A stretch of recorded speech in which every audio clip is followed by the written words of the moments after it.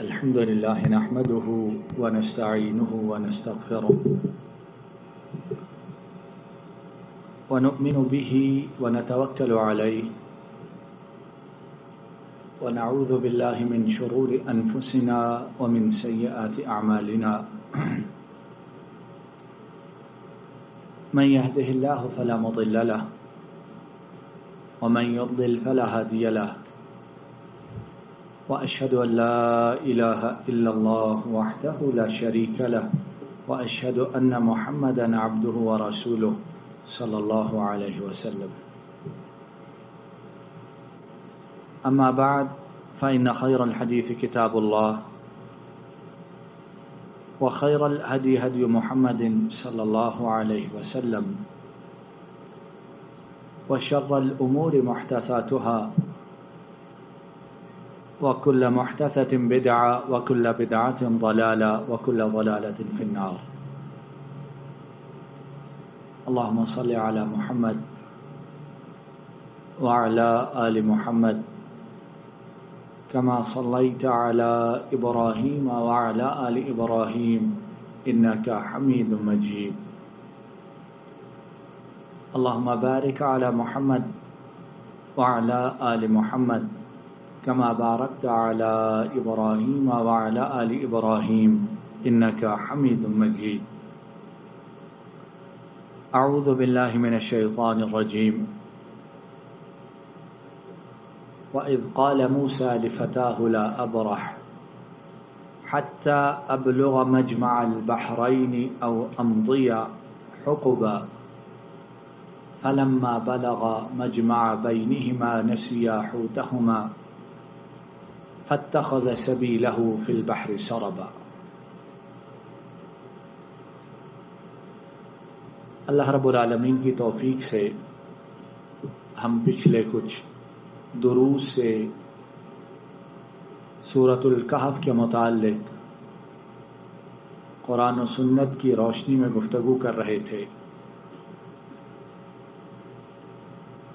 آج انشاءاللہ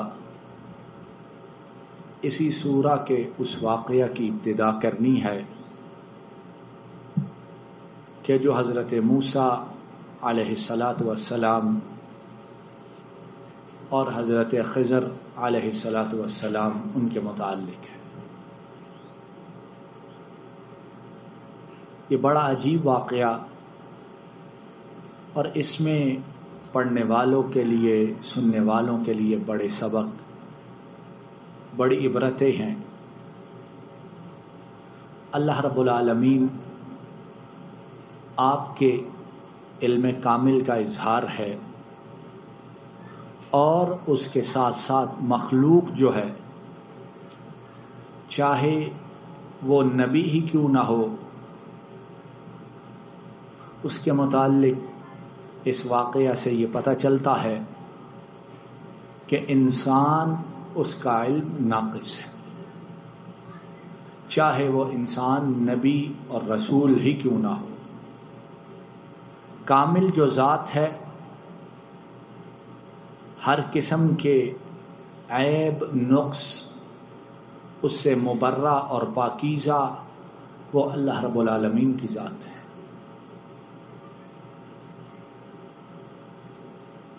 اللہ رب العالمین اس واقعہ کی ابتدا کرتے ہوئے فرماتے ہیں وَإِذْ قَالَ مُوسَى لِفَتَاهُ لَا أَبْرَحُ حَتَّى أَبْلُغَ مَجْمَعَ الْبَحْرَيْنِ أَوْ أَمْضِيَ حُقُبًا. اور موسیٰ علیہ السلام جب انہوں نے اپنے جوان سے کہا کہ میں اس وقت تک چلتا رہوں گا جب تک دو دریاؤں کے دو سمندروں کے درمیان میں نہ پہنچ جاؤں، چاہے مجھے اس کے لیے سال ہا سال ہی کیوں نہ چلنا پڑے. اب یہ واقعہ یہ کیوں ہوا اس کے متعلق امام بخاری اپنی کتاب میں ایک حدیث لائے ہیں جو اسی واقعہ کے متعلق ہے، اور امام بخاری نے اس حدیث کو مختلف ابواب میں مختلف چیپٹرز میں ذکر کیا ہے.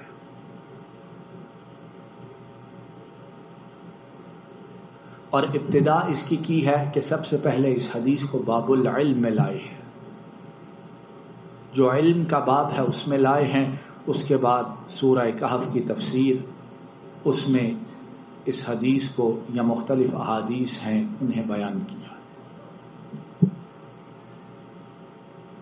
حدیث وہ لمبی ہے لیکن اختصار کے ساتھ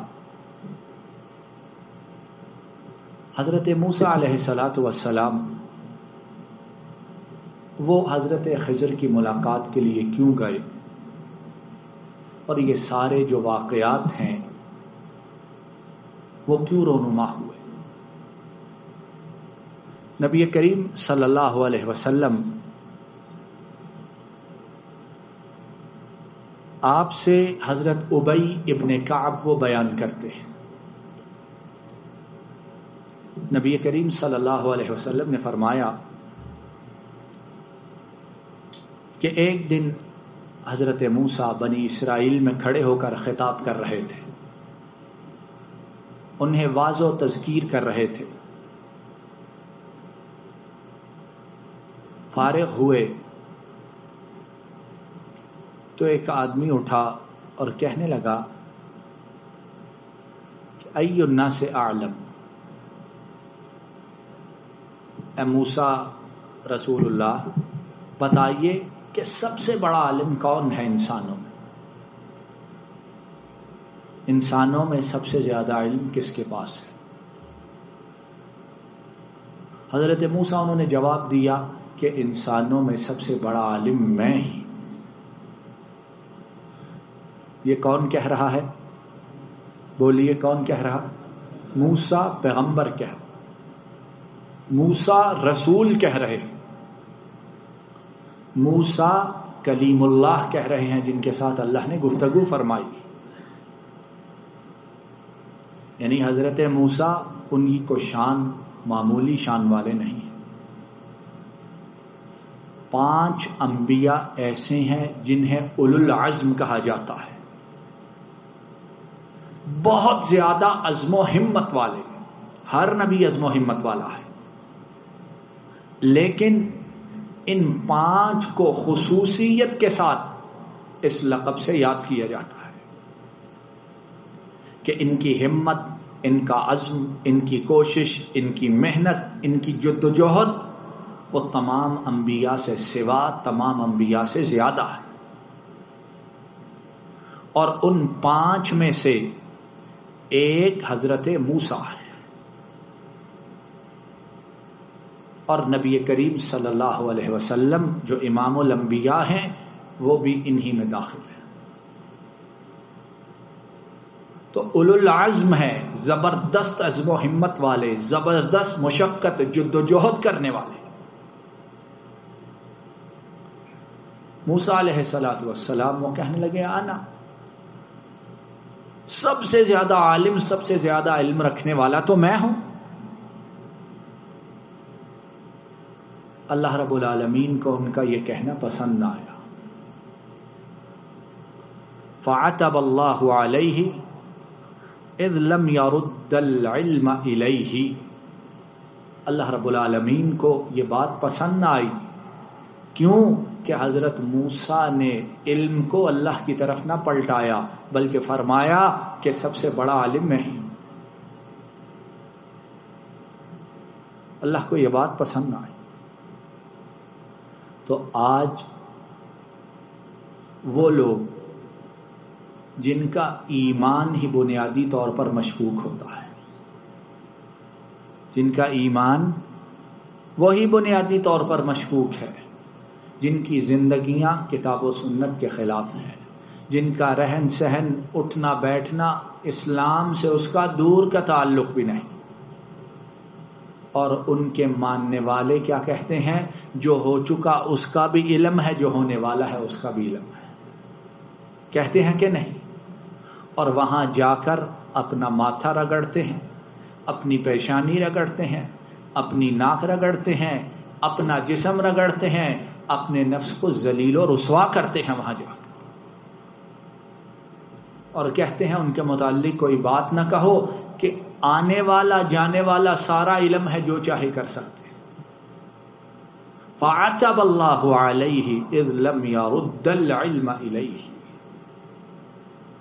اللہ رب العالمین کو پسند نہ آیا کہ موسیٰ جو اتنی شان والے اور پیغمبر انسان جو عام ہیں ان کا اور پیغمبروں کے علم کا کوئی مقابلہ ہی نہیں ہے۔ ایک آدمی جو پیغمبر نہیں اور ایک پیغمبر ہے، ان دونوں کے علم کے درمیان اتنا فرق ہے کہ ہم تصور نہیں کر سکتے، سوچ نہیں سکتے۔ کیوں؟ کہ پیغمبر کو علم اللہ رب العالمین خود عطا فرماتے ہیں، اور پیغمبر کو علم جبریل امین کے ذریعے عطا کیا جاتا ہے۔ پیغمبر کی مقدار علم وہ بھی تصور سے زیادہ، اور پیغمبر کے پاس جو علم ہے اس کی سچائی بھی ثابت شدہ ہے۔ سمجھ آئی بات کی؟ علم ہے، لیکن ہر علم نہ سچا ہے اور نہ ہر علم والا سچا ہے، لیکن پیغمبر رسول وہ بھی سچا، اس کا علم بھی سچا۔ اور دنیا کے ہر علم میں شک ہو سکتا ہے، لیکن جو پیغمبر کے پاس علم آسمانوں سے آتا ہے اس میں شک و شبہ نہیں ہو سکتا۔ جب انبیاء کرام جو اللہ کے مختار شدہ چنے ہوئے بندے ہیں ان کا یہ عالم ہے، تو آج کا انسان یا 100 برس پہلے کا یا 100 برس بعد کا، اس کے متعلق یہ کیسے زیبا ہے کہے کہ مجھ سے بڑا عالم کوئی نہیں، یا مجھے سب کچھ علم ہے، یا اس کے ماننے والے۔ اور پھر جب لوگ غیر پیغمبر کے متعلق ایسی باتیں کہتے ہیں تو پھر وہ لوگ شرک کے دروازوں کو کھول لیتے ہیں۔ کھلتے ہیں کہ نہیں کھلتے؟ یہیں سے پھر علم غیب شروع کرتے ہیں کہ فلاں کو علم غیب بھی، ہونے والا نہ ہونے والا، آنے والا جانے والا۔ فعتب اللہ علیہ، اللہ رب العالمین کو بات پسند نہیں آئی کہ موسیٰ انہوں نے علم کی نسبت، علم کو اللہ رب العالمین کی طرف نہیں لوٹایا ہے۔ اس بندے کو کہنے لگے سب سے بڑا عالم میں ہی ہوں۔ آسمان سے وحی آئی، ان لی عبدا بمجمع البحرین ہوا اعلم منک، اے موسیٰ آپ نے یہ بات کیوں کہی؟ سنیے، میرے بندوں میں سے ایک بندہ ہے جو اس جگہ ہے جہاں 2 دریا یا 2 سمندر ملتے ہیں، اور وہ علم میں آپ سے بھی بڑا، آپ سے بھی زیادہ ہے۔ وہ علم میں آپ سے بڑھ کر، اس کا علم آپ سے زیادہ ہے۔ اور پھر وہی بات کہتا ہوں کہ موسیٰ علیہ السلام، ان کی شان، ان کا مرتبہ، ان کی منزلت بہت کچھ ہے، لیکن قرآن کریم میں اللہ رب العالمین ایک جگہ فرماتے ہیں وَاصْطَنَعْتُكَ لِنَفْسِي، اے موسیٰ تجھے تو میں نے بنایا ہی صرف اپنے لیے ہے۔ وَاصْطَنَعْتُكَ لِنَفْسِي، موسیٰ تیری پیدائش کا مقصد ہی یہ ہے کہ تم میرے دین کا، میری توحید کا پیغام دو، میں تمہیں رسالت کے لیے منتخب کروں اور تم میرے پیغام کو ساری دنیا میں پھیلاؤ۔ اور جتنے دعویٰ کرنے والے ہیں سب کو جاننے کا، یا ان کے جو مریدین ہیں، کسی کے پاس یہ سرٹیفکیٹ، کسی کے پاس یہ سند، کسی کے پاس یہ اتھارٹی نہیں ہے۔ وَاصْطَنَعْتُكَ لِنَفْسِي، موسیٰ تجھے تو میں نے بنایا ہی اپنے لیے۔